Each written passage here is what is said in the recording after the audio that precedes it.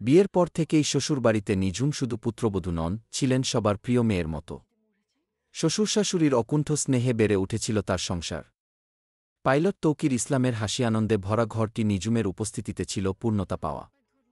অথচ ফুলের মতো সেই স্ত্রীকে রেখে হঠাৎ নিয়তির ডাকে না ফেরার দেশে পাড়ি জমালেন তৌকির। তৌকির কর্মব্যস্ততার মাঝেও বাচ্চাদের সঙ্গে হাসি খেলায় মেতে থাকতেন। কিন্তু নিজের সন্তানের মুখ দেখার আগেই জীবনের ইতি টেনে দিল নির্মম ভাগ্য।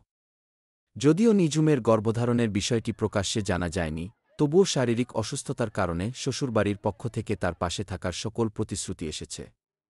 প্রতিবেশীরা জানান, শ্বশুরশাশুড়ি নিঝুমকে নিজের মেয়ের মতো আগলে রেখেছিলেন। বাবার বাড়িতে বেড়াতে যাওয়ার ইচ্ছাও খুব একটা প্রকাশ করতেন না তিনি, যেন শ্বশুরশাশুড়ির যত্নে কোনো ত্রুটি না হয়। কিন্তু হঠাৎ করেই সেই চেনা সংসার, প্রিয় স্বামী ও স্বপ্নময় ভবিষ্যৎ থেকে বিচ্ছিন্ন হয়ে পড়লেন নিঝুম। তৌকিরের প্রতি অসীম ভালোবাসার কথা জানিয়ে নিঝুম বলেন, তার মতো করে আমাকে আর কেউ এত ভালোবাসতে পারবে না।